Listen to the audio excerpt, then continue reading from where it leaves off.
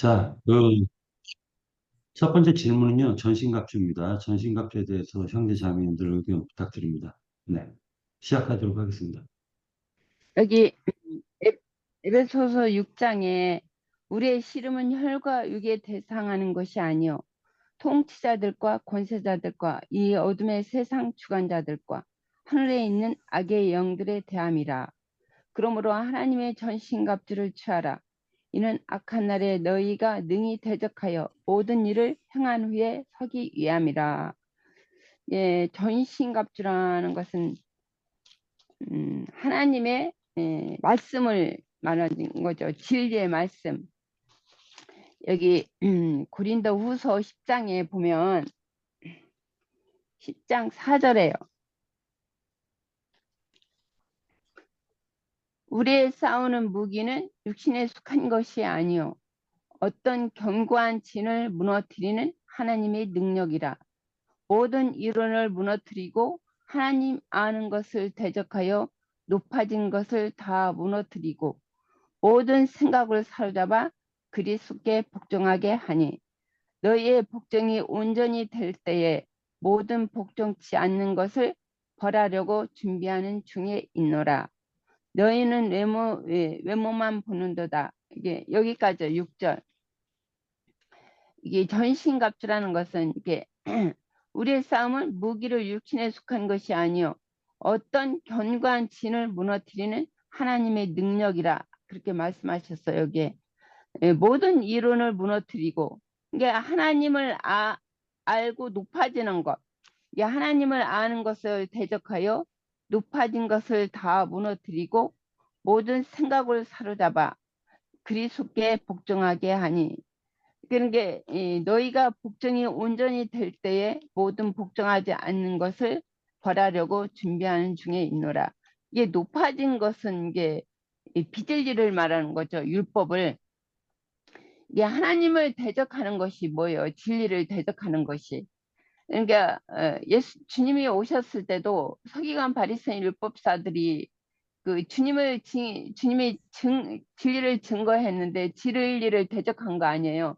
자기들의 모세의 율법으로 저기 주님의 말씀을 대적한 것 같이 여기 바울 사도의 그 증거를 진리의 말씀을 대적하는 것은 이 여기서도 여전히 이 비진리를 갖고 있는 사람들, 율법 선생들이라고 하는 그, 그 율법으로 이렇게 높아진 자들, 그 참 진리가 아닌 비진리로 높아진 자들이 이게 참 진리를 대적하는 것이죠. 이게 전신갑주를 입으라는 것은 우리가 하나님의 진리의 말씀으로 무장해서 이게 전신갑주를 입어야 되는 것은 이 그 혼의 구원이 온전케 청년의 분량에 이르렀을 때야 그 흉악한 자를 요한일서 보면은 흉악한 자를 너희가 이겼다고 그랬거든요. 이게 청년 이상이 돼야 이렇게 진리 싸움에서 이들을 대적할 수가 있는 것 같아요. 누를 수가 있는 것 같아요. 어린아이들은 그 생명의 어린아이들은 오히려 먹힐 수가 있잖아요.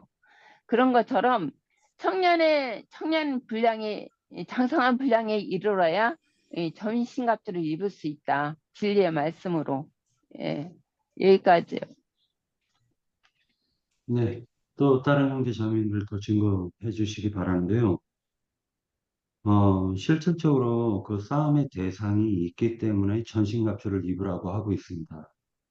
그러니까 그 싸움의 대상이 어떤 존재인가를 우리가 생각해 볼 필요가 있지 않을까라는 생각을 합니다. 만약에 그 싸움의 대상이 눈에 보이는 것이라면 이 전신갑주도 눈에 보이게 입어야 되겠죠, 우리가. 그런데 지금 이게 눈에 보이지 않는 싸움이기 때문에 혈과 육의 싸움이 아니라 실질적으로는 사람과 사람의 싸움이 아니라 어떤 영들의 싸움이란 말이에요. 네. 그러니까 이 부분도 형제 자매님들이 참고하셔가지고 왜 우리가 전신갑주를 입고 그 입는 이유가 무엇인지 에베소서에서 사도 바울이 증거하고자 하는 그 의미가 무엇인지를 갖다가 형제 자매님들이 더 증거해 주시기 바랍니다. 네. 예, 네, 제가 주님. 이어가겠습니다. 네, 네. 음, 잠깐만요.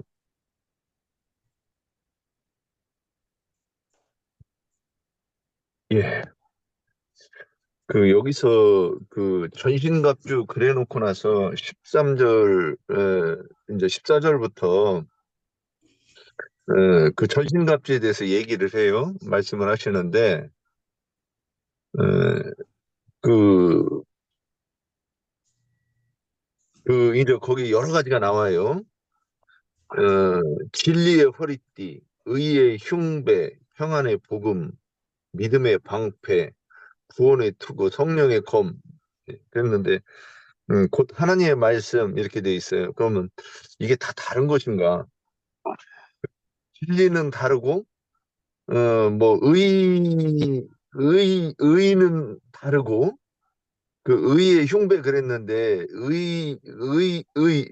그러니까 의는 다르고, 평안의 복음이 다른 것인가? 예, 믿음의 방패, 그래서 이제 다 다른 것인가? 우리가 한번 생각해 볼 필요가 있다고 봐요. 그러면 이게 음, 일단 진리는 예수님은 내가 곧 길이요 진리요 생명이니 이렇게 말씀하셨는데 여기 진리와 어, 그 또 자, 하나님의 잠깐만요. 예, 잠깐만요. 그 예, 주제가 뭐냐면은 전신갑주를 왜 입어야 되는가를 지금 그 설명해 달라고 얘기하는 것입니다. 예, 네. 예, 거기에 맞춰서 하겠습니다. 음, 그래서 그러면 진리, 의, 복음, 믿음, 그리고 투구 이런 것들은 결국 뭐냐면 17절 끄트머리 보면 하나님의 말씀으로 이렇게 정리된다 이렇게 보이는 거예요. 그래서 제가 예를 들자면 제가 지금 못 찾았는데 복음은 진리니라 이 말씀이 제가 이 성경에서 읽은 것 기억하는데 지금 못 찾았어요. 근데 복음은 성령은 진리니라. 예? 성령은 진리니라.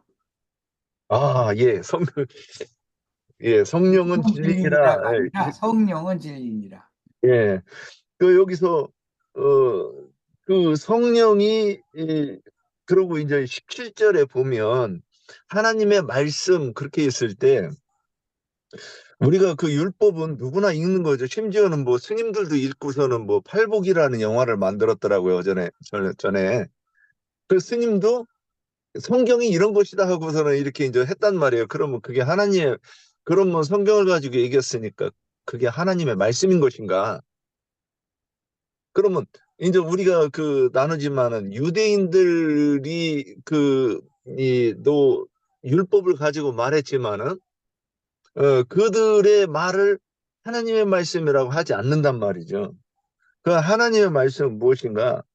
성령이 계시해서 어, 성령의 말하게 하심을 따라 말해야 그것이 하나님의 말씀이다. 먼저 이렇게 말씀드리고 싶습니다.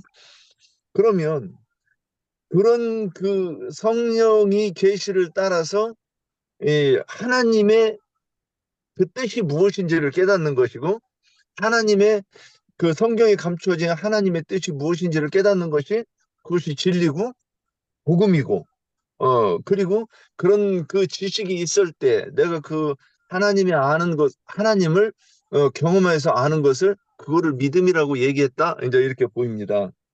그러면 이런 것들 그러니까 이 성령이 계시하는 그런 이 진리의 말씀 이 복음이 내가 알았을 때 그거를 의의 옷이다 또는 이 전신갑주다 같은 표현이라고 보이는 거예요. 저는. 그래서 이런 옷을 가지고 말할 때 이거 또 다른 표현으로 하면 뭐 제사장의 옷도 거룩한 옷이다. 출애굽기에서 보면 정교한 옷이다. 이렇게 표현이 돼 있어요. 그러면 내가 성령 진리를 아는 것 또는 내가 복음을 아는 것이 그것이 뭐냐면 전신갑주고 그러면 왜 이 전신갑주를 입어야 되느냐?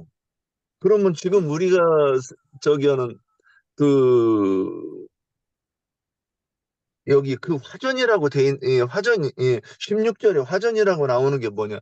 화전이 마귀의 그 마귀로부터 쏘아지는 그 마귀의 사자들로부터 쏘아지는 이 화전이 무엇인가? 결국에는 불법이고 거짓 복음이란 말이죠.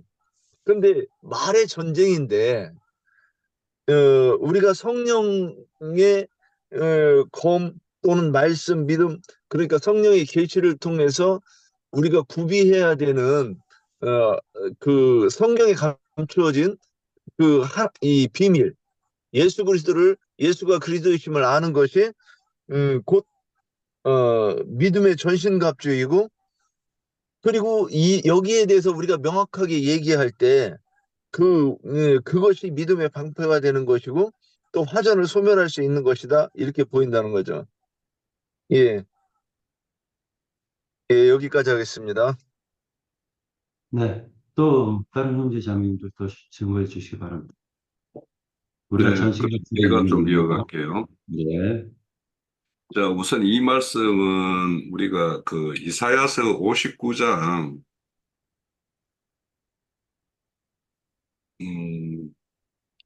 16절에서 이렇게 17절에 있는 말씀들이 이렇게 좀 언급된 말씀이에요. 근데 저는 이제 그 15절의 내용을 한번 꼭 읽어볼 필요가 있겠다라는 생각이 들어요. 이사야서 59장 15절에 보면 성실이 없어짐으로 악을 떠나는 자가 탈취를 당하는도다 이렇게 말씀해요. 그러니까 하나님의 어떤 말씀을 맡은 자, 이런 자는 우리가 그 창세기 볼 때도 아브리 족속들의 어떤 죄가 감령할 때 출애굽을 하는 것은 그 가나안 족속들을 이렇게 죄를 어떤 징벌의 어떤 도구로서 이스라엘 백성들을 이렇게 하나님이 세우는 측면이 있다라고 그렇게 살펴봤던 것 같아요. 그래서 이 전신갑주라는 것은 이제 사실은 군대의 어떤 상징적인 어떤 표현이겠죠.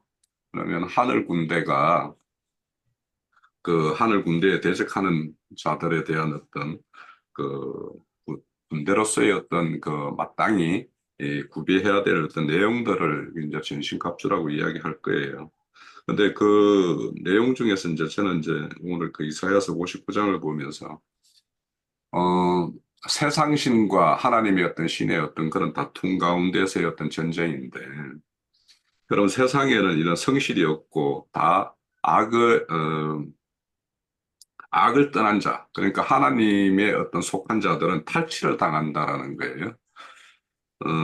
이거는 뭐냐면 하나님의 일을 대행하는 그 대언자들은 반드시 이 세상으로부터 조롱당하고 또 그들로부터 이런 어떤 그 세상적인 가치 이런 거에 대한 어떤 그 희생물이 되고 그런 측면이 있을 거예요. 그러면 그런 일에 대해서 우리가 당연히 하늘 군대로서는 그걸 감내해야 된다라고 생각하는 것이 가장 기본적인 난 전신갑주라고 생각을 해요. 그러니까 하늘 군대가 세상 사람들과 다투어서 하나도 손해보지 않고 모든 것에서 이는 시시비비를 이렇게 가리겠다라고 생각을 한다라면 그것이 하늘 군대의 어떤 마땅한 자세일까? 그래서 세상적인 것에서는 질 수밖에 없고 그 보이지 않는 것에 대해서 우리는 이기는 것을 추구하는 사람들이기 때문에 그런 것들이 전신갑주의 한 측면이라는 생각이 들고, 우선 에베소서 이거 그 말씀의 구조를 보면 5장에 보면 이 빛의 자녀로 행하라 하고 그 이후에 보면 남편으로서 아내로서 아비로서 자식으로서 또 상전과 또 종으로서 이런 어떤 관계를 말을 해요. 그럼 전신갑주를 입는다라는 것은 내가 누군가를 빛의 자녀로서 책망을 할 때 그 사람들에게 턱 잡힐 일이 없어야 돼요. 그러니까 가정을 다스리는 부분에서도 턱 잡힐 일이 없어야 되고 세상 살면서도 턱 잡힐 일이 없어져야지 이게 전신갑주의 어떤 모양을 입는 것이. 그러니까 이 전신갑주라는 것은 모든 장비를 갖추는 거예요. 그러니까 이게 그냥 뭐 여기에 구체적으로는 뭐 허리띠, 뭐 호신경, 방패, 투구, 검 이런 말이 나오지만 실질적으로 그 상대에게 하나님의 어떤 온전함을 전할 때 나의 어떤 부족이나 이런 걸로 인해서 택 잡힐 일을 최대한으로 그 사람들이 그런데 너는 뭐 이런 식으로 일을 하는 일 이런 것들이 그래서 우리가 말씀으로 이렇게 장비하는 것도 중요하고 또 믿음으로 굳건하게 이렇게 강건하게 서는 것도 중요한데 그 상대들에게 드러나는 행동 거지가 뭔가 그 사람들로부터 잡힐 일이 있다라면 이것도 전신갑주의 아주 결정적인 흠결이 될 수 있다. 그래서 우리가 전신갑주 입는다라는 것에 대해서는 우리가 이런 어떤 복음, 믿음, 말씀 이런 어떤 측면도 있는가 하면은 우리가 세상 살면서 가정을 이렇게 이끌면서 이런 생활 모든 면에서 우리가 좀 더 하나님의 어떤 것을 훼손시키지 않으려고 하는 어떤 이런 노력들이 굉장히 중요하겠다라는 생각을 하면서 저는 이 전신갑주라는 오늘 주제에 대해서 이렇게 생각을 해봤습니다. 네. 예, 간단하게 제가 정리한 거 얘기하고 그 두 번째 문제로 넘어가도록 하겠습니다. 마귀의 관계라고 얘기가 나오고 있는데 이 마귀라는 말이 중상 비방, 악마 또는 중상 모략하는 자다라고 보시면 됩니다. 관계라고 하는데 이것은 음모, 교활함, 그 술수, 모략 이런 것들을 얘기하고 있습니다. 그냥 마귀의 관계라고 얘기하는 것은 그가 구원받지 못하도록 넘어뜨리려고 하는 그 관계가 있다라는 걸 지금 눈에 보이지 않는 어떤 그러한 마귀의 중상모략 같은 게 있어요. 예를 들어 가지고 어떤 사람이 나 오늘서부터 타락하면서 살 거야 하면은요, 그 타락할 수 있도록 그 친구들을 그런 타락한 놈들만 붙여줘요. 나 오늘서부터 돈 벌 거야 하면 사기꾼들이 다 달라붙게 돼 있어요. 그냥 이게 영들의 역사라고 저는 보고 있는 것입니다. 자, 전신갑주를 갖다 입으라고 얘기하는 대표적인 이유가 누가복음 11장 22절을 같이 한번 찾아서 읽도록 하겠습니다. 누가복음 11장 22절. 예. 읽겠습니다. 더 강한 자가 와서 그를 굴복시킬 때는 그가 믿던 무장, 여기서 이 무장이 전신 갑주입니다. 그 무장을 빼앗고 그의 재물을 나누느니라. 그러니까 더 강한 자가 오면은 그가 전신 갑주를 갖다가 예를 들어서 뭐 진리의 허리띠, 의의 호신경, 구원의 투구 이런 것들을 전체로 다 입었지만 그것을 갖다 벗겨버리고 굴복시켜버린다라는 것입니다. 자, 그 다음에 요게 또 무장이라고 했는데 전신무장이라는 게 이게 전심전력을 하는 것으로 또 얘기해주고 있어요. 전심전력. 누가복음 10장 27절을 보면 네 마음을 다하고 목숨을 다하고 힘을 다하여 뜻을 다하여 주 너의 하나님을 사랑하고 또한 네 이웃을 네 자신과 같이 사랑하라. 이렇게 얘기를 하고 있습니다. 다시 얘기해서 전쟁에 나가는 사람은 자기 목숨을 갖다가 구걸하면서 전쟁할 수는 없어요. 총탄이 빗발치고 그리고 앞으로 전진을 할 때 총알이 날라오든 날라오지 않든 뛰어나가야 돼요. 그런데 자기 목숨 살겠다고 총알이 올 때 죽은 척하고 있거나 그러면 폭탄이 터져요. 그 위에.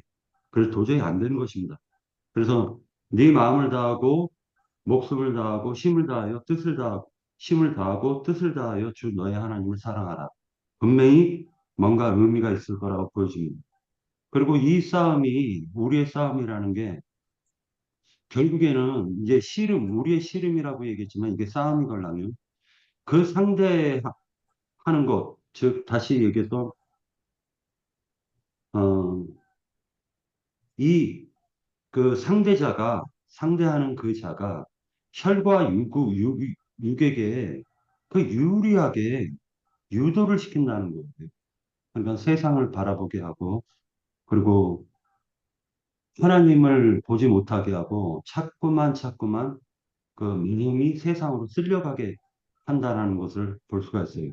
그래서 그 싸움을 갖다가 하는 것인데, 그 싸움에는, 공동번역은 또 이렇게도 번역을 하고 있습니다. 권세와 세력의 악신들과 암흑세계의 지배자들과 하늘의 악령들입니다. 자, 이렇게 얘기를 하고 있어요. 이게 12절에 나옵니다. 12절 우리가 한번 같이 보도록 할게요. 우리의 씨름은 혈과 육을 상대하는 것이 아니요 통치자들과 라고 할 때 이게 악신들, 권세와 세력의 악신들과 그 다음에 어둠의 세상 주관자들 이렇게 얘기를 하고 있는데 세상을 지배하는 영들을 얘기하고 있는 것입니다. 자, 그러니까 하늘의 악령들 이것들을 갖다 우리가 눈에 보이지도 않는데 어떻게 이길 수가 있겠어요. 그러니까 이게 전신갑주를 하나님의 그 전신갑주를 입지 않으면 이들과 싸움을 해서 백전백패를 할 수밖에 없다라는 것을 지금 성경에서는 얘기해주고 있다. 그렇게 보여주고 있습니다. 자, 그리고 이제 어둠이라고 얘기를 했는데 이것은 드러나지 않은 것들을 얘기하는 거예요. 어둠은. 알려지지 않은 상태를 얘기하는 게 어둠입니다. 자, 다시 얘기해가지고 그들이 드러내가지고 한 사람의 인생을 하나님으로부터 떨궈내는 것이 아니라 그 환경과 여건을 통해 가지고 그 사람이 세상에 빠질 수밖에 없도록 유도한다. 이렇게 어, 표현할 수도 있겠다라고 생각이 듭니다. 자, 그래서 사람과 싸우는 것이 아니기 때문에 공중권세 잡은 자들과 싸우는 것이기 때문에 전신갑주를 꼭 입어야 된다라는 걸 알 수가 있습니다. 13절 보면은 그러므로 하나님이 전신갑주를 취하라라고 얘기를 하고 있는데 그 취하라라고 얘기하고 하시면서 악한 날에 너희가 능히 대적하고 모든 일을 행한 후에 서기 위함이라라고 얘기합니다. 자, 이 말 뭐를 행하느냐? 모든 일을 갖다가 행하게 한 후에라고 얘기를 하니까 이것은 성취하다, 완수하다, 행하다, 산출하다, 정복하다 라는 의미가 있는 것입니다. 자, 그러니까 알고 보면 공중권세 잡은 자들은 인간의 그 마음과 생각 속에서 사악한 생각을 집어넣는다라는 걸 알 수가 있습니다. 인간 속에다가 사악한 생각을 집어넣고 그 사람이 그 생각을 물어버리면은 그 몸뚱아리를 끌고 가는 것을 표현하고 있다라는 걸 알 수가 있습니다. 자, 악한 날 너희가 능히 대적하고 자, 이 대적이라는 게 저항한다, 거역한다, 대항한다 이런 의미가 있습니다. 자, 14절을 보도록 할게요. 14절. 그런즉 서서 진리로 너희의 허리띠를 띠고 의의 호신경을 붙여라 라고 얘기를 돼 있는데 정의로 가슴에 정의로운 가슴으로 무장하라 라는 것입니다. 그 악과 싸움을 할 때는 정의로운 하나님이 주시는 그 정의로운 그 가슴으로 그들과 싸우라는 걸 얘기하고 있습니다. 자, 15절에서 보면은 평안의 복음이 준비한 것으로 신을 신어라 라고 얘기를 하는데 이 반대되는 말이 뭐냐면은 악한 자들의 모든 불화살 이게 반대되는 의미가 있는 것으로 보여집니다. 자, 그러니까 다시 얘기해가지고 불화살이라는 게 악한 자가 화살을 딱 쏴가지고 사람의 마음에 딱 꽂히면은 정죄를 받더라는 거예요. 자, 그러니까 정죄받으면은 그는 실족해서 넘어질 수밖에 없는 거예요. 자, 그러니까 하나님께서는 복음의 말씀으로 기쁜 소식으로 우리에게 너가 7번 넘어져도 8번 일어난다. 이렇게 얘기를 하잖아요. 제가 잘못 얘기했나요? 하여튼 어찌됐건 간에 그렇게 넘어진다 할지라도 하나님이 일으켜 세워주신다라는 거예요. 자, 그러나 마귀의 불화살은 정죄를 해버리기 때문에 그 정죄를 받은 심령이 실족해서 넘어져서 하나님으로부터 떠나게 만들어버리는 그 능력이 있다 이거예요. 마귀들은. 자, 그리고 이제 발에는 평화의 복음의 신을 신고 16절에 보면은 모든 것 위에 믿음의 방패를 가지고 이로써 능히 악한 자의 모든 불화살을 소멸하라라고 되어져 있습니다. 이 소멸이라는 게 억압한다. 다시 얘기해서 짓누른다 이거예요. 어떤 사람의 말에 정죄를 받거나 상처를 받지 말고 복음 하나님의 말씀으로 다시 일어서라 라는 의미도 있습니다. 자, 그러니까 믿음의 방패가 꼭 필요한 것이죠. 믿음의 방패가 꼭 필요합니다. 공동 번역에서는 손에는 언제나 믿음의 방패를 잡고 있어야 합니다. 그 방패로 악마가 쏘는 불화살을 막아 꺼버릴 수 있는 것입니다. 라고 되어져 있습니다. 공동 번역은 그렇게 잘 번역된 것 같아요. 17절에 보면은 구원의 투구와 성령의 검, 곧 하나님의 말씀을 가지라라고 얘기합니다. 자, 구원의 투구를 쓰고 성령의 검을 쥐고 성령의 칼은 하나님의 말씀입니다라고 얘기를 합니다. 그래서 여기에서 제가 이제 느꼈었던 게 뭐냐면은 하나님의 말씀은 성령의 칼입니다라고 생각을 하고 있었습니다. 자, 그러고 나서 그 악한 눈에 보이지 않는 그리고 그 눈에 보이지 않는 그 악한 영들은 사람의 생각을 통해 가지고 마음속에 들어와서 사람을 지배한다라는 걸 우리가 생각해 볼 필요가 있습니다. 그래서 하나님의 전신갑주를 입지 않으면은 언제든지 백전백패할 수밖에 없다. 이거는 어, 그런 생각을 하였습니다. 자, 이제 두 번째 질문입니다. 기도를 하는 이유가 무엇인가? 기도를 하는 이유가 무엇인가?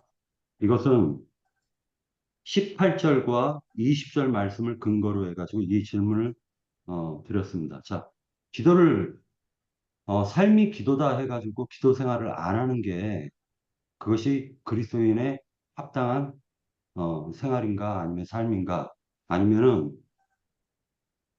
오늘 하루를 살게 하신 이유가 과연 무엇인가 하고 하나님께 기도를 드려야 됩니다. 이 두 가지입니다. 다시 얘기해서 하나님이 오늘 나로 하여금 삶을 살게 하신 이유가 무엇인가? 이것을 깨달으려고 기도를 해야 되는 것인가? 아니면은 그냥 삶 자체가 기도니까 기도를 안 해도 되는 것인가? 이 부분은 우리 지체들도 어, 실제로 그냥 삶이 기도고 쉬지 말고 기도하라고 했으니까 두 손 모아서 기도하는 것은 기도가 아니다라고 생각하시는 형제나 자매님들이 계시는 것 같아요. 자, 이 부분에 대해서 한번 생각을 해보고 증거해 주시기 바랍니다. 누가 하실 말씀 있나요? 예, 제가 먼저 할게요. 네, 우선 마태복음 12장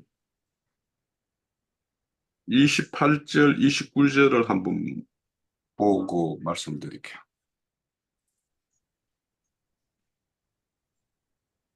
자, 마태복음 12장 28절. 내가 하나님의 성령을 힘입어 귀신을 쫓아내는 것이면 하나님 나라가 이미 너희에게 임하였느니라.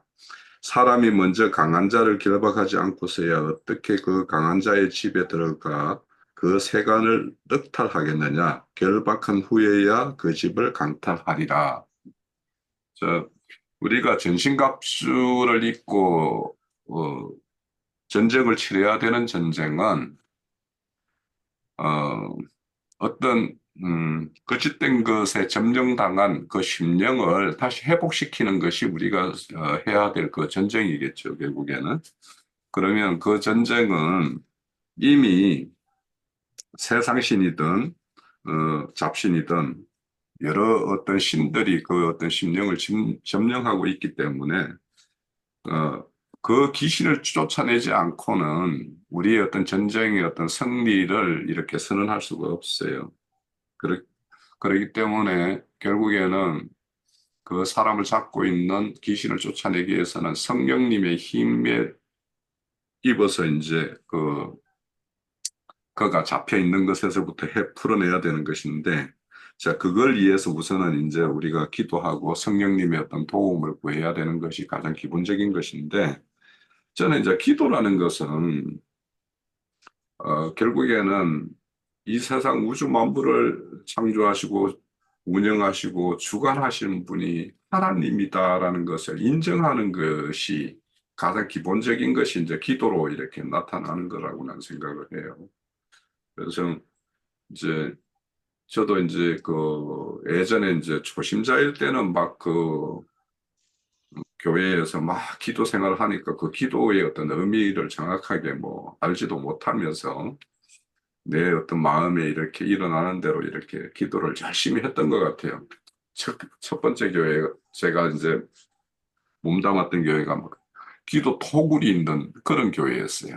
그래가지고 토굴에 가면 혼자서 딱 이렇게 지하에 막 토굴에 들어가가지고 그런 기도 생활을 한번 해보곤 했는데, 아무튼 이 기도라는 것은 음, 그때그때마다 지나고 나면 그 시대 때는 그 기도를 하는 게 맞았다라는 생각도 해요. 한편으로는 이제는 그런 어떤 기도와는 다르게 내 어떤 삶 가운데서도 이제 예, 크고 작은 일들 이런 것들을 두고도 이제 기도하게 되고, 교회에 우리 이제 그 여러 다반사들을 두고도 이제 기도하게 되고, 또 형제 자매님들의 그런 평안과 안녕을 위해서도 이제 뭐 마음에 담고 이렇게 하기도 하고 그렇게 되는데, 이제 그런 어떤 하나님의 이 모든 일을 하나님이 주관하시니까 하나님께서 풀어주시면 풀릴 것이고, 이제 그런 차원에서 이제 그거고, 또 하나는 우리가 하는 모든 일들이 믿음의 일이라는 것을 이렇게 고백하는, 그리고 그것이 믿음의 일이지 인간사의 일이 아니라는 것의 어떤 그런 고백이 이런 어떤 영적인 전쟁을 앞두고 하는 어떤 기도가 아닌가 이런 생각을 해요. 결국에는 그분을 믿는다면 그분께서 해결하시고 그분께서 뭔가 이런 모든 어, 만사와 모든 것들을 이렇게 주관하시는 거니까 그분께서 해 주실 것이다라는 어떤 믿음 가운데서 이렇게 행한다라는 어떤 그런 차원에서 우리가 기도는 우리는 그에게 속한 자라는 어떤 그런 신앙적인 어떤 고백이고, 또 그분의 어떤 힘을 이렇게 덧입어야지만이 하나님이 일이 우리 역사상에 이렇게 펼쳐질 수 있다라고 생각하기 때문에, 그래서 우리의 어떤 기도는 우리가 믿는 자면서 하나님이 나의 어떤 주권자라는 것을 인정한다라면 기도를 놓은 상태에서 내가 그분을 인정하는 것일 수가 온전히 있을까 그런 생각을 해요. 예. 네, 세상 기독교계에 있었을 때는 사실은 저도 이제 뭐 토굴에 들어가기도 하고, 뭐 오살레 기도원에도 뭐 수시로 가가지고 뭐 기도를 하기도 하고 금식 기도도 하고 여러 가지를 했었는데, 그때는 실제로 그때 당시에 그게 필요했을 수도 있습니다. 그런데 기도에 대한 의미를 알지 못하고 하나님께 기도를 갖다가 아기처럼 그냥 다구다구만 했었던 그런 그 기억을 합니다. 그러나 기도를 갖다가 사실은 이제 그 베드로와 요한이 옥에 갇혀 있을 때도 그때 예루살렘에 있었던 그 마가의 다락방의 그 성도들이 협력하여 기도함으로 말미암아 실제로 그들이 풀려난 사건도 있습니다. 그래서 기도는 결국에는 영을 움직이는 것이다라고 저는 생각을 해요. 그래서 하나님께 간구하고 구하는 것은 결국 그 사람의 그 믿음의 표현이라고 저는 생각합니다.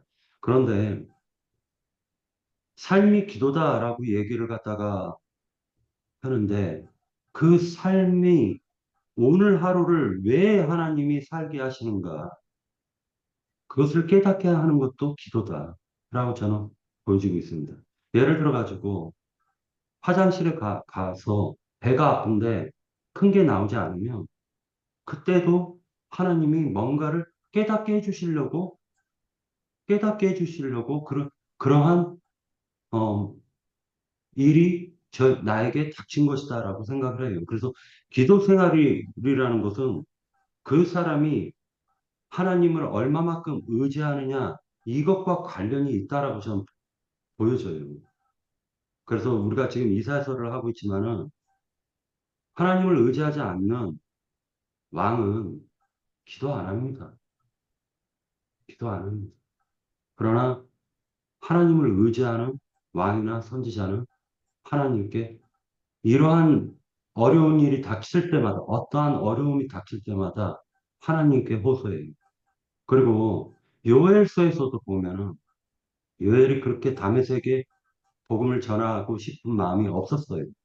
그러함에도 불구하고 하나님이 요엘을 통해 가지고 다메섹에 복음을 전하게 너희들 망할 것이다라고 전하게 했을 때 그들이 상복으로 갈아입고 티끌을 머리에다 뿌리면서 회개했단 말입니다. 그러니까 이것은 결국 뭐냐면은 기도는 하나님의 마음을 돌린다라고 생각을 했죠. 개인적으로 기도는 하나님의 마음을 돌리는 것이다 라고도 생각을 하고 그것은 믿음으로 하는 것이다 라고 생각을 합니다. 그래서 여기에서 보면은 18, 19, 20절에서도 사도 바울이 뭐라고 기도하냐면은 성령 안에서 기도하고 이를 위하여 깨어 구하기를 항상 힘쓰며 라고 얘기했으니까 깨어있게 해달라고 기도하는 거예요. 그리고 여러 성도들을 위하여 구하라 라고 되어져 있습니다. 또 나를 위하여 구할 것은 하고 얘기하는 이 복음의 비밀을 담대히 알리게 하옵소서라고 얘기하는 거 보니까 옥에 갇혀 있기 때문에 지금 사도 바울이 옥에서 풀려나서 담대히 복음을 전할 수 있도록 그 환경과 여건을 만들어 달라고 이것을 위해서 나를 위해서 기도해 달라라고 분명히 얘기하는 게 있어요. 그래서 이러한 부분들을 우리가 이 부분은 허심탄회하게 어, 형제 자매님들의 그 생각을 허심탄회하게 말씀해 주시기를 바랍니다. 예. 더 증거해 주시기 바랍니다. 말씀해 주시기 바랍니다. 예.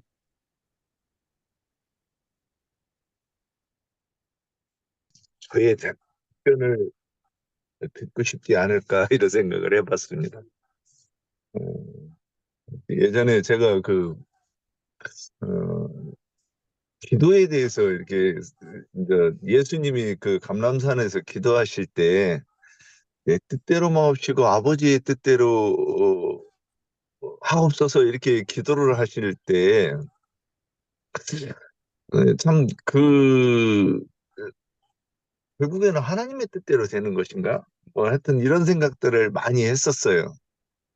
그리고 제가 이제 이렇게 그 예전에 사업을 할 때, 이렇게 그, 사업을 할 때 우리 이제 그 기독교인들은 목사님 모셔놓고 개업식 하지 않습니까? 제가 그걸 안 했어요. 그랬더니 목사님이 그러더라고요.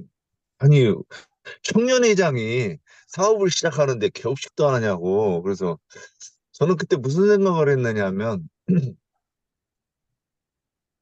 아니, 직장 가면 직장 들어가면 뭐 그것도 기도받나?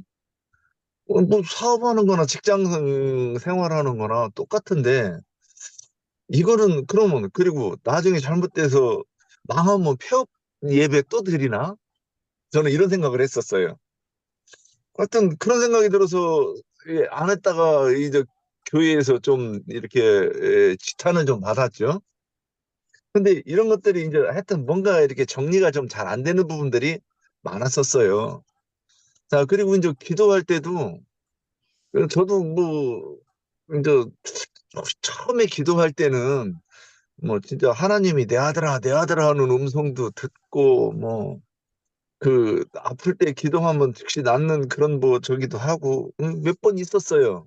그래서 그랬는데 그 이후에 이제 아무리 기도를 해도 잠잠하신 그 하나님을 오래 경험을 했습니다. 이제 뭐 여기까지는 이제 제가 그런 얘기 이제 한 얘기고 근데 이제 그 마태복음에서 이제 또 이렇게 기도할 때 참, 그럼 기도할 얘기가 뭐가 있지? 이랬던 생각을 결정적으로 한 게 어디냐면, 저기 너희 무엇을 먹을까, 무엇을 입을까, 마태복음 6장 25절에 내가 너희에게는 목숨을 위하여 무엇을 먹을까, 무엇을 마실까, 몸을 위하여 무엇을 입을까 염려하지 말라, 목숨이 움츠거나 이렇게 쭉 얘기하시고, 저기 이런 것들은 이방인이 구하는 것이다. 이런 거 구하지 말라. 그러니까 기도할 게 없는 거예요. 제가 처음에 이제 예배당 가가지고 얼마 안 돼가지고 새벽 기도하고 저녁 기도하고 그거를 한 3, 4년 했어요. 그랬는데 한 방언하지 않고 한국말로 40분을 기도하려고 그러면 정말로 내 속에 있는 모든 걸 다 짜내가지고선 해야 40분을 채울 수가 있어요. 그런데 남들은 2시간씩 기도했다 그러면 이제 진짜 눈에 이 뿅 불이 들어오죠. 뭐, 그런데 그러다가 거기다가 4시간 기도한 사람들이 있으면 정말 신 같은 지 보이는 때가 있었어요. 그랬는데 저는 이 성경을 이렇게 읽어보면 근거로 하면 뭐 그렇게 구할 게 없네. 그런데 그러면 내가 기도 제목을 뭘로 해야지? 그러는데 이제 그런 생각을 하고 있으면서도 기도는 해야 된다 이런 생각을 했었어요. 그래가지고 이제 그렇게 말씀을 이렇게 배우다가 보니까 근데 또 나름대로 안수가 그 안수가 아니야 하고 이렇게 이제 뭐 깨달아지는 것이 있고 그러다가 보니까 그러면 기도도 추상의 기도가 있고 영적으로 적용하는 실제 기도가 있지 않을까 저는 이런 생각을 했어요. 그리고 실제 기도는 내가 진짜 소원이 무엇인가 그 소원을 하나님께 아뢰는 것이라고 이렇게 생각을 했어요, 저는. 그래서 그 소원이 뭐냐? 하나님께서 주시고자 하는 것도 진리고 내가 받고자 하는 것도 진리다 그러면 그 진리를 받으려고 하면 쭈그리고 앉아서 기도했을 때 하나님이 그걸 주신다는 것인가? 저는 그건 아니라고 보는 거예요. 그래서 진리를 받으려고 그러면 어, 이렇게 나영재님처럼 성령을 받아서 성령이 말하게 하심을 따라 말하는 일을 찾아가서 배워야 내가 육신의 생각, 옛사람의 어떤 그런 생각들이 씻어지고 나야 그래야 깨끗해지고 난 다음에 성령이 내게 오시는 것 아닌가 이렇게 이제 이렇게 생각을 하다가 보니까 그 영혼 없는 그러니까 이제 우리는 이제 영혼 있는 기도를 하겠죠. 근데 예전에 기도를 하는 거 보면 예배당에서 기도하는 거 보면 대표 기도가 내용이 똑같을 뿐더러 숨 쉬는 데까지 똑같아요. 그런 기도를 들으면 저는 그런 기도를 해본 적이 없어요. 정말 하나님과 대화하듯이 이렇게 기도를 하고 어떤 사람들이 한테 기도가 이런 것이다 하고 막 가르치려고 진짜 그 본을 보이는 기도를 이렇게 하고는 했었는데 그럼에도 불구하고 결국 하나님의 뜻에 맞는 기도를 하는 것이 무엇인가 이제 하여튼 이런 부분에 대해서 제가 좀 두서가 없습니다. 그런데 이제 이미 핵심은 저는 기도는 표상의 기도가 있고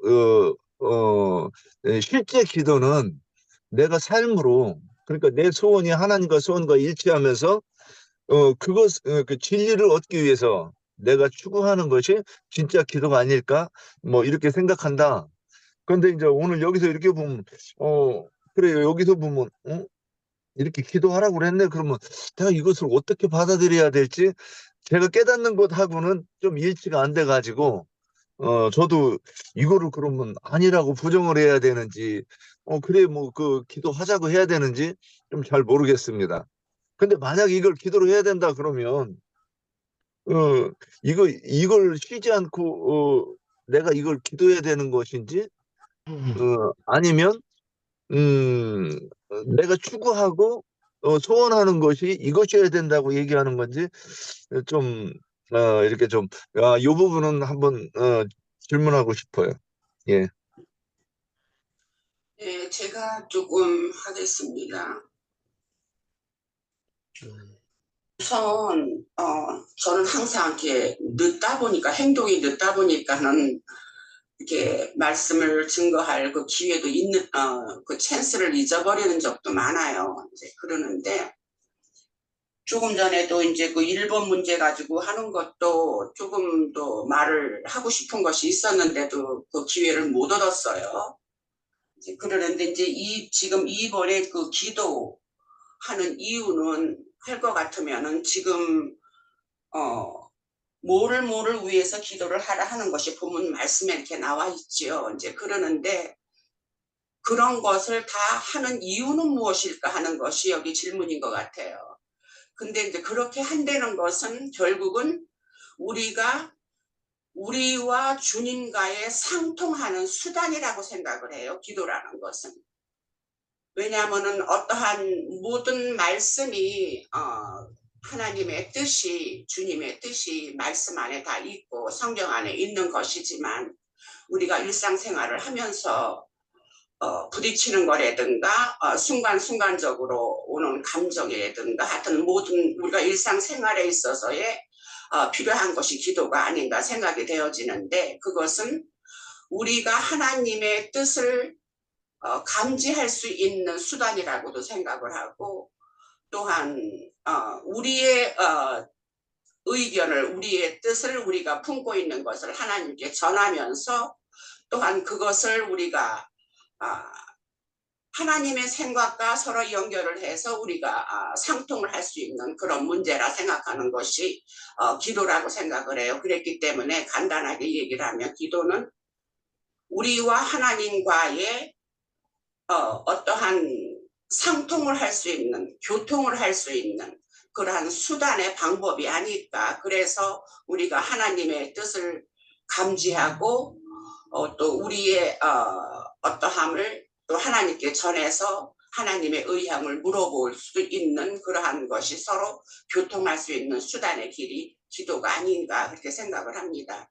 그리고 이제 말을 시작을 했는데 아까 1번 문제에 있어서 우리 박형제님이 묻고자 하는 거에 대해서 이제 얘기는 하신 것 같아요. 이제 그러는데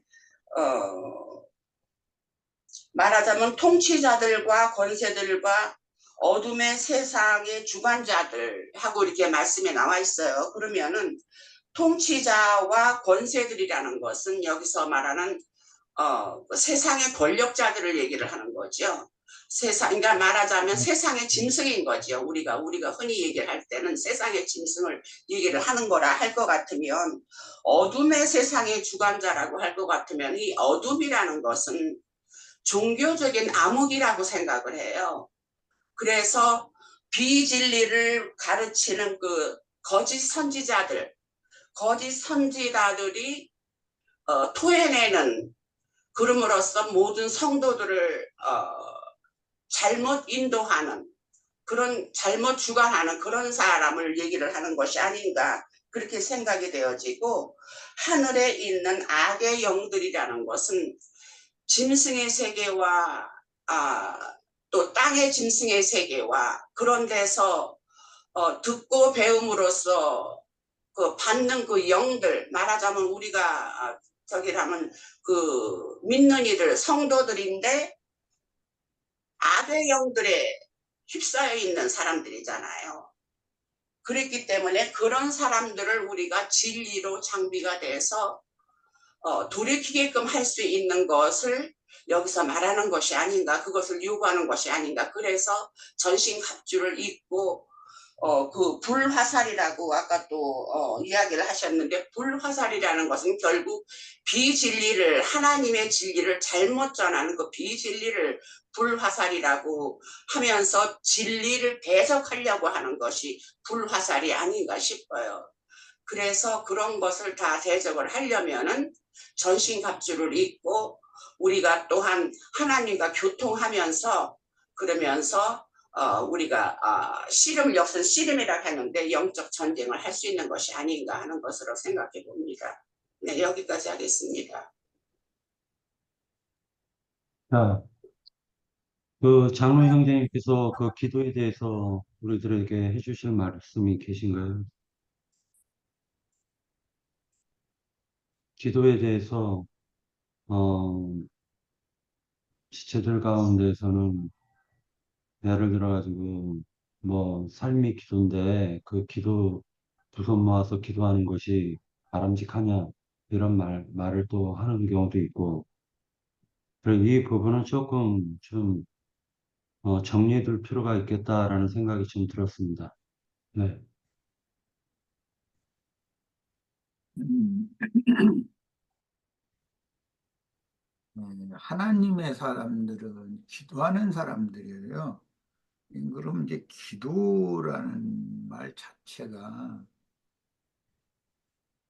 예, 하나님의 그 성령과 나의 그 심령이 일치가 되고 그래서 하나님의 뜻이 세상에서 실현되기를 위해서 어, 구하는 것 이제 그것이 하나님이 요구하시는 기도를 하라고 하는 요구이에요.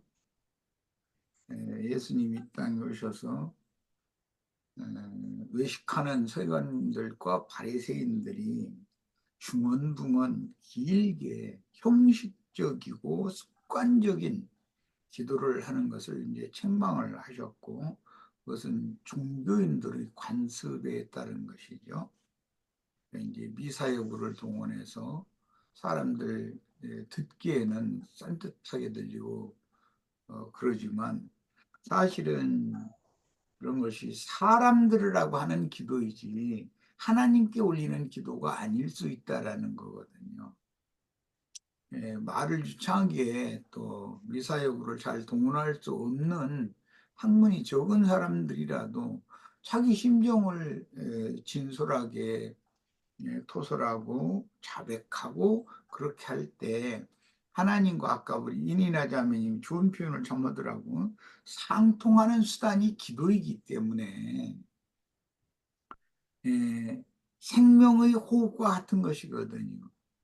사람 속에 있는 그런 탁해진 그 기운을 토설을 해서 하나님 앞에 자기 속에 이런 사망에 속하고 어둠에 속하고 죽음의 권세에 속한 이런 것들을 다에게 쏟아내놓고 즉 통회하고 자복하고 회개하고 이제 들숨으로 주의 성령께서 우리에게 주시는 신선한 공기를 들어 마시는 것과 같이 예수 그리스도의 성령을 나의 생명의 호흡으로 취하고 이렇게 하는 것이 이제 기도인데 결국은 주 앞에 한 영이 된 우리 중심을 화해해서 하나님과 상통하는 수단이다. 즉 먼저는 말씀이 필요한데 그것은 회개, 진솔한 회개가 필요하고 믿음으로 하나님의 뜻을 잘 분별하고 헤아려서 내 안으로 받아들여서 하나님의 그 지혜, 계시, 명철, 총명의 신이 나에게 임하여 하나님께서 나를 향하여 원하시는 바, 또 세상에서 이루고자 하시는 선하신 뜻, 이런 것들을 냉철, 뭐라고 그러나,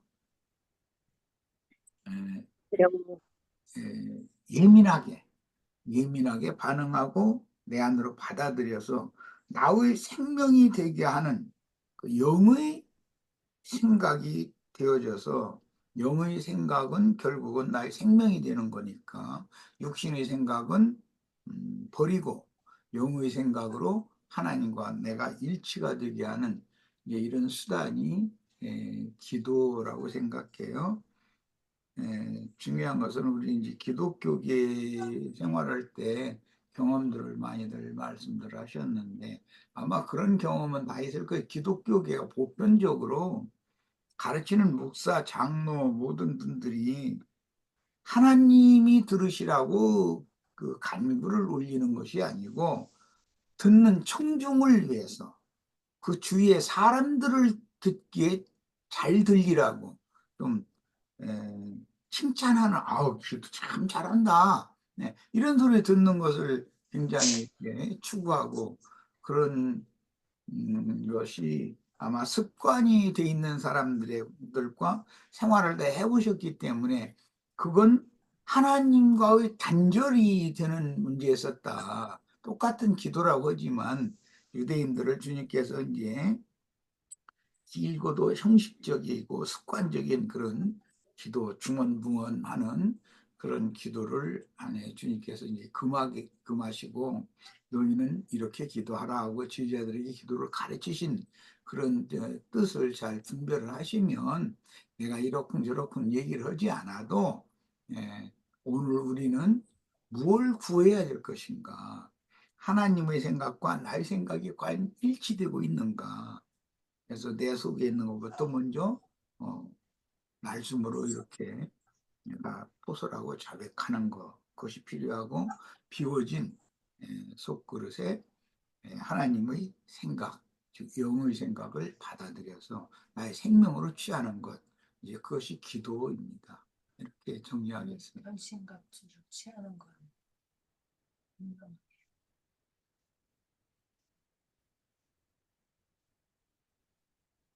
음소거 해주세요. 그 소리가 어디서 나네요. 자, 그 다음에 또 더 하실 다른 형제 자매님들 얘기하실 말 있나요? 기도에 대해서? 아니면은 세 번째 주제로 넘어갈게요. 이 도기고에 대해서 간단하게 좀 설명하려고 합니다. 도기고라는 사람이 사도행전 20장 같이 한번 보도록 하겠습니다. 사도행전 20장.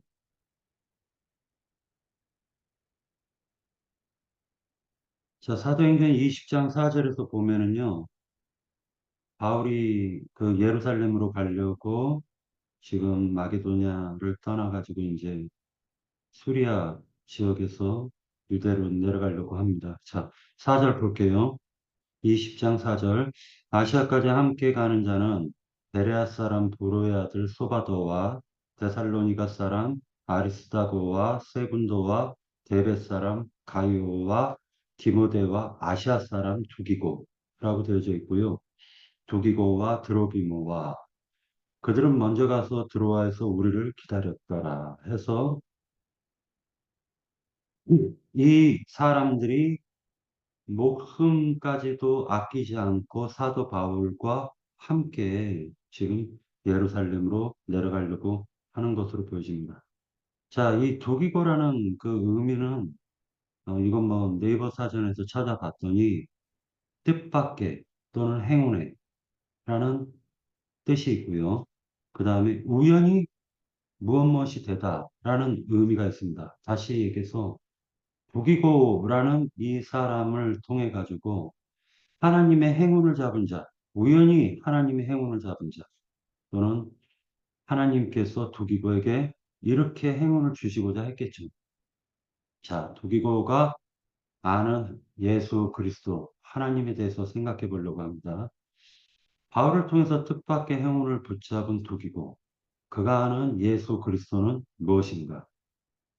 도기고는 아시아 사람이라고 아까 기록돼 있죠. 근데 이 아시아는 소아시아를 얘기하고, 지금의 터키를 소아시아라고 합니다. 자, 그러니까 터키 쪽 사람이라는 걸 알 수가 있습니다. 자, 이 도기고를 갖다 사도 바울이 어떻게, 어, 이 성경에 몇 번 나오는데요. 에베소에서도 등장하죠. 네, 에베소에서 골로새 지역에 빌레몬서를 가지고 오네시모와 함께, 빌레몬에게 찾아가는 사람도 도기고입니다. 자, 그래서 그 빌레몬서를 전달한 사람이기도 합니다. 자, 골로새서 4장 9절에서 보면 그는 사랑을 받는 형제요, 신실한 일꾼이요, 주 안에서 함께 된 종이다라고 되어져 있습니다. 자, 근데 에베소서 6장 22절에 보잖아요. 그러면 도기고에 대해서 사도 바울이 설명을 하고 있는데 22절에 우리 사정을 알리고 너희 마음을 위로하기 위하여 내가 특별히 그를 너희에게 보내었노라 하니까 이 도기고는 위로하는 사람이었다라는 것도 알 수가 있습니다.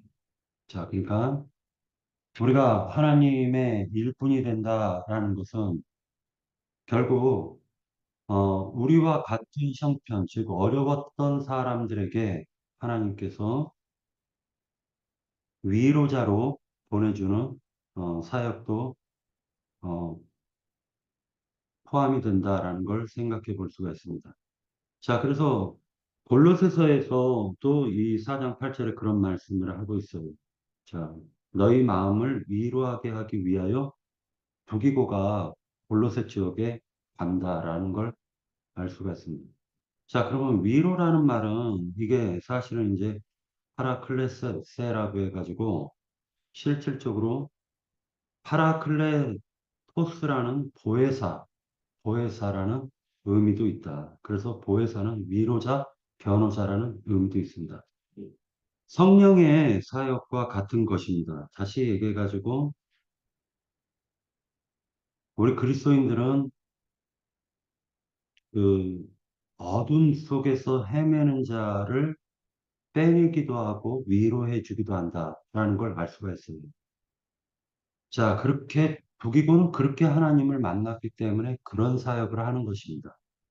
자, 디도서 3장 12절에 보면 내게 보낸다. 누구를? 두기고를 보낸다라고 되어 있고 디모데후서 4장 12절에서도 두기고는 에베소로 보내었노라. 이런 말씀이 있습니다.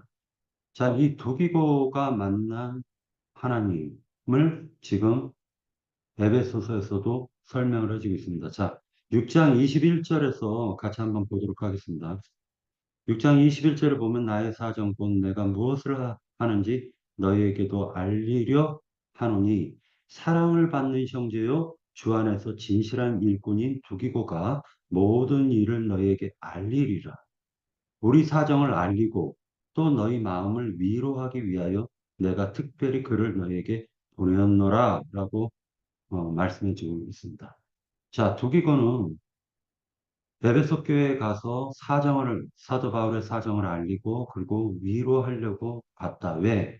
두기고가 만난 하나님은 위로하시는 하나님이었기 때문이다. 라는 걸 알 수 있습니다. 그 이름의 뜻도 뜻밖의 행운의 우연히 무엇이 되다. 라는 의미가 있습니다. 자, 여기까지 얘기하고 형제 자매님들의 의견을 듣도록 하겠습니다. 예.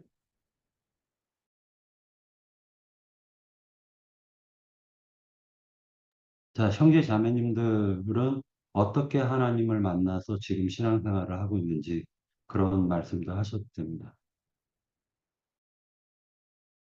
그래서 그 바울 사도 같은 경우가 이제 옥에 갇혔을 때 그 사도를 대행해서 이렇게 행하는 일들을 했어요. 참 그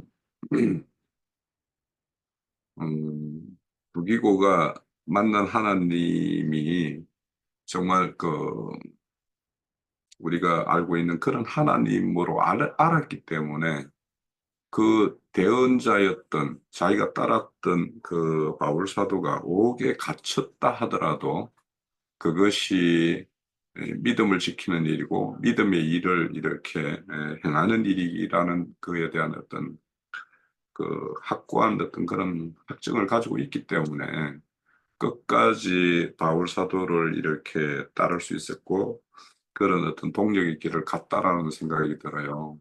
그런데 이제 우리가 흔히 이제 겉으로 이렇게 보면 자기가 따르는 사람이 뭔가에 의해서 이렇게 옥에 갇히고 그래서 어떤 세상 사람도 당하지 않는 어떤 그런 일을 당했을 때 우리가 이렇게 가지고 있는 어떤 선입견들이 있을 수가 있는데 이제 그런 거와 상관없이 어떤 그 하나님을 알고 바울 사도를 아는 어떤 이런 그 안목, 그런 눈 이런 것들이 열렸다라는 것이 이렇게 끝까지 이렇게 바울 사도의 어떤 동력자로 이렇게 남을 수 있다라는 것을 우리가 이제 확인할 수가 있어요.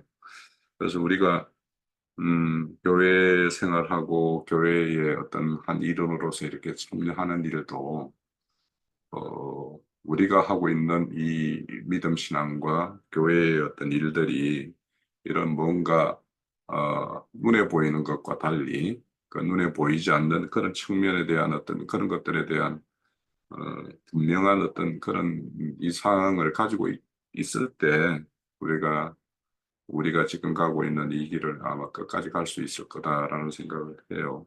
그래서 두기고와 같은 사람들, 이런 사람들의 어떤 믿음의 어떤 족적들은 결국에는 우리가 가야 될 어떤 그런 걸음과 족적일 거다. 그래서 우리 여기 교회에 이루는 모든 분들이 어떤 그런 거에 대한 분명한 어떤 이상을 가지고 있기 때문에 우리 또한 그렇게 뭐 곡절은 있을 수 있겠으나 끝까지 이렇게 갈 수 있지 않을까 그렇게 생각을 합니다. 네, 또 다른 형제 자매님들 더 말씀해 주십시오. 자, 있나요? 그러면은 오늘 요거는 녹화를 끄겠습니다.